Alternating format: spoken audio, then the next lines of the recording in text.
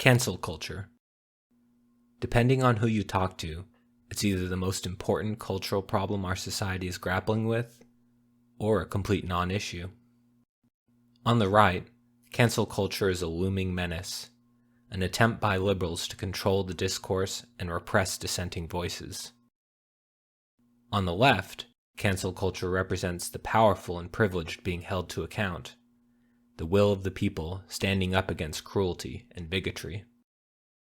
I think both of these perspectives miss the true nature of the phenomenon we call cancel culture. But before I can explain what I mean, a brief aside about norms. All cultures have norms, informal rules that describe what society expects of us. Norms cover pretty much all aspects of life: how you walk, how you dress, what you say, and even what beliefs you hold. In a very real sense, norms are what create a culture. Japan has one of the lowest traffic fatality rates in the world, while Thailand has one of the highest. Even though these countries have similar rules for driving, they have very different norms. From an American perspective, much of what we value in society, individuality, community, freedom, equality, all stem largely from cultural norms. But how do these ideas propagate and persist? Rules endure through formal laws and agreements, but norms are, by their very nature, too nuanced, complex, and varied for explicit definition. Instead, the norms of a culture persist through social force. Society rewards those that adhere to its norms and punishes those that deviate from them. This is cancel culture, social pressure aimed to punish those that violate societal norms. Notably, this has nothing to do with the left or the right, only cultures and norms. When a group perceives that its norms are being violated, it will attempt to punish that violation with social pressure, assuming it has the power to do so. When Colin Kaepernick knelt for the national anthem, he violated norms of patriotism and national unity held by many conservatives. The resulting outrage grew to such a level that Kaepernick lost his job, and Donald Trump suggested he didn't belong in the country. When J.K. Rowling posted anti-transgender content on social media, she violated norms of tolerance and equality held by many progressives. In response, fan communities, actors from the Harry Potter movies, and many followers disavowed the author. When the Dixie Chicks spoke against George W. Bush, the right organized boycotts, and thousands of radio stations blacklisted the band. Harvey Weinstein was one of the most powerful producers in Hollywood. When it was revealed that he had sexually assaulted dozens of women, the resulting social backlash cost him his job, his wife, and his reputation. In late 2014, a movement known as Gamergate engaged in a widespread and extended harassment campaign against those seen as responsible for spreading progressive ideas in the gaming community.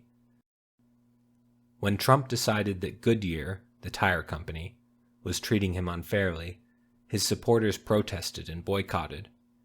When the CEO of Goya, the food company, praised Trump, his detractors protested and boycotted. And of course, cancellations don't require any kind of political basis at all.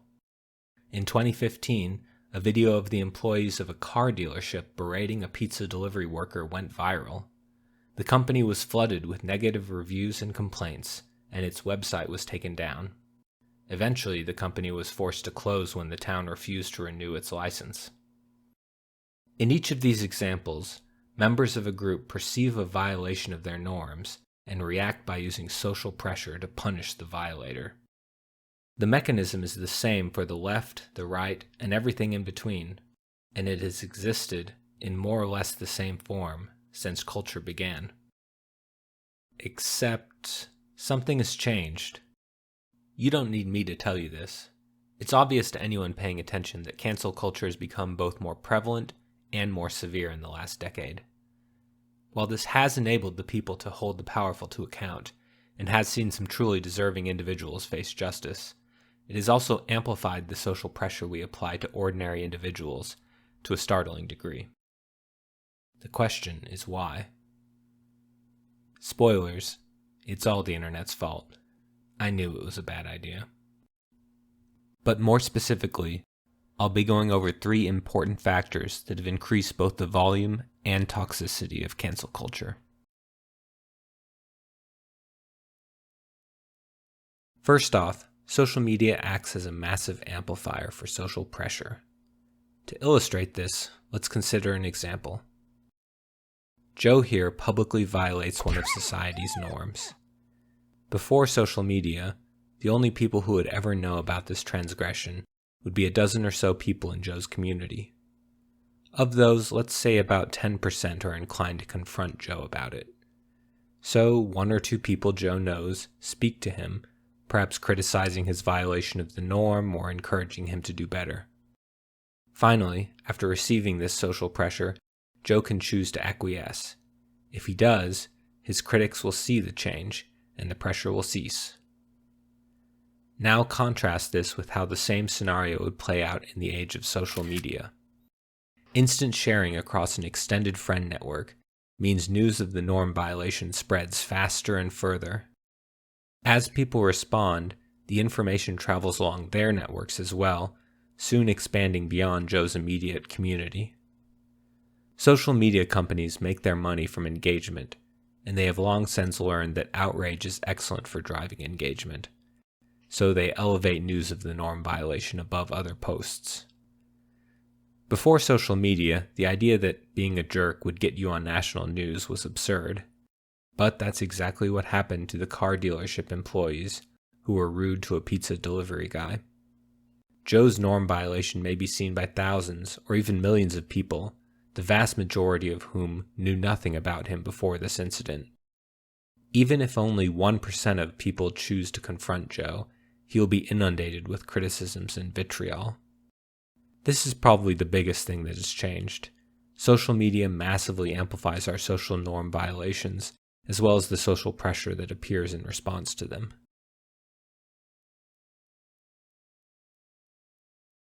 Social media removes all context from our actions. Consider Joe's situation before social media.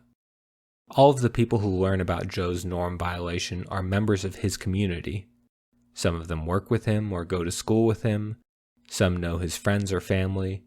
Others may know that he volunteers at the local homeless shelter, or that he loves birding, or that he just went through a messy divorce. All of this knowledge provides context as to who Joe is as a person.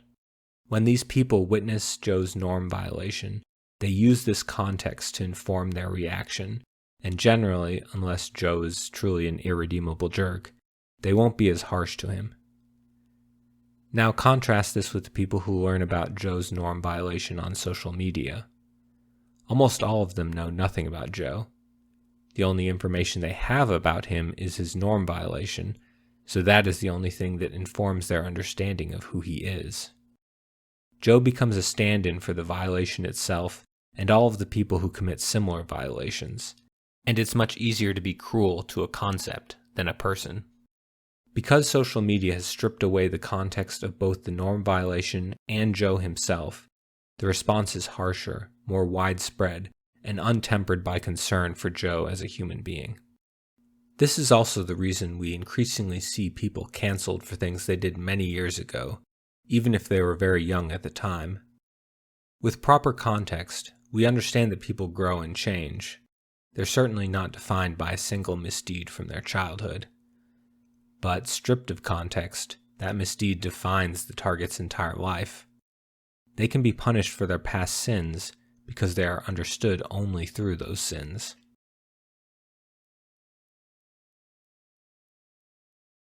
When you've been canceled on social media, there is no clear path back. Once again, contrast Joe's situation with and without social media. In a world without social media, all of the people who learn about Joe's norm violation are members of his community, which means that once the social pressure comes to bear, they'll have a good sense of the effects it has on Joe and whether Joe has reformed his behavior. If they see him suffering or working to improve, they'll relent. However, in a world with social media, Joe's critics have a very limited window into Joe's life. Most of them won't see anything about how the cancellation has affected Joe or whether he has changed his ways. Even those that see a public apology or promise to improve are less likely to take them seriously. After all, posting on social media is easy, and it's impossible to judge sincerity through text. But this is Joe's only option, and the fact that his detractors either won't see his apology or won't believe it means that Joe's path to redemption is effectively closed. There is basically nothing Joe can do at this point but hope that attention shifts away from him quickly. Without a clear endgame, the social pressure lasts much longer and feels inescapable to its target. I think many tend to downplay the effect cancellation can have on its targets. After all, everyone experiences some degree of antagonism online. But there is a real qualitative difference between two people you know criticizing you and 10,000 strangers engaging in prolonged psychological warfare against every dimension of your life.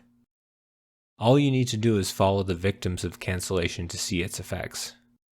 Depression, anxiety, PTSD, insomnia, constant fear from death threats, and even several suicides. These individuals have years of their lives destroyed and suffer real and lasting mental health issues as a direct result of their cancellations. Even if you strongly believe in the norms these individuals violated, it seems inarguable that the punishment is out of proportion to the crime. What is the solution to cancel culture taken too far? First, I don't think the answer is to attempt to cancel culture, as some put it. Social pressure is the only way cultural norms persist in society, and while not all norms are defensible, there are many that are worth preserving. Racial and gender equality, individualism, freedom and fairness, to name a few. That said, we as a society need to find a way to turn down the temperature of public shaming. Not only is the current form of cancel culture manifestly cruel and disproportionate, it can actually be self-defeating. When a 20-year-old attempts to take her own life because she was canceled for fan art that depicted characters as too skinny, how will the average person react? Do you think they'll be more sympathetic to the cause of diversity in body type representation, or less? When a disaffected teenager realizes there's no real path to redemption after being canceled for posting something edgy, is it surprising that they sometimes end up turning their back on the very norms we were seeking to defend? If your goal is to defend the norms you value in society, the best way to accomplish that is not unrestrained cancel culture. Social media probably isn't going away anytime soon, but if they can be convinced to stop promoting the content the algorithm knows will outrage us, it will do a lot to alleviate the problem, not to mention improving the mental well-being of their users. But, assuming the average viewer of this video is not a social media CEO, what can we do to improve the situation? The first and most important thing that all of us can do is to collectively reduce the exponential spread of vitriol on social media. If fewer people engage, we will effectively turn down the temperature on cancel culture. Here's a simple practice anyone can adopt. Keep a coin or other counter near where you most often read social media. You can use a note application on your phone, for example. The next time you're tempted to like, spread, comment on, or otherwise engage with social shaming, look at the coin. If it's heads, let this one go. Don't engage, but flip the coin to tails. If it's tails, go ahead and post, but flip the coin back to heads. Not only will this reduce the spread of social media outrage, the algorithm will recognize that you engage with this kind of post less often and will reduce the amount they're promoted. Not only is this good for society, it is likely good for your mental well-being as well. I realize it's not satisfying to just let things go with an apology. Generally, the norm violations that lead to cancellations are the ones that offend and disgust us on a deep level. Blistering racism, naked entitlement, wanton cruelty. To let these offenses go with a mere apology seems unjust. Furthermore, the apology might not even be sincere, and because our only context is the norm violation itself, we have little reason to expect sincerity from the offender. But having said that, it's important to realize first that apologizing is often the person's only option. If we want to have a path to redemption, and I would argue we should, we must accept an apology. In the end, if we don't agree that people can change, then what is the point of the social stigma? I'm not arguing that an apology should be some kind of get-out-of-jail-free card. Repeat offenders, or truly egregious cases such as Harvey Weinstein, will naturally be treated more harshly by society and will require more evidence of contrition and growth before they are forgiven. But for most, I think we should accept their apologies and move on. The social pressure has served its purpose. There is no need for extended cruelty. You don't need to look far to find people who were canceled after one ill-advised joke or comment and lost their jobs, were driven into hiding, and suffered major damage to their mental health. In these cases, and in many others, I think it is safe to say that the punishment far exceeded the crime. The result is unjust, cruel, and as I described earlier, counterproductive. Before you insult someone, consider whether they deserve 10,000 insults. Before you amplify the cancellation, consider whether they deserve to be harassed for weeks or months. Before you call for someone to be fired, consider how long their family will have to go without their income. Before you lash out, consider the humanity of the person on the other end. How much suffering does that human being deserve? Social pressure has always been the mechanism by which society's norms are preserved. Because we value many of these norms, we recognize this mechanism as valuable, even necessary. But, like many aspects of society, social media has twisted a natural social response into something that is often monstrous. Given that social media is likely here to stay, it is us that must learn to adapt if we want a compassionate and harmonious society. This has been Triple and Terabang. Thank you for watching. Creating these video essays is something of an experiment for me. If you found this video valuable, you can let me know by liking it, subscribing, or commenting. Your feedback will help inform the direction I go with this channel.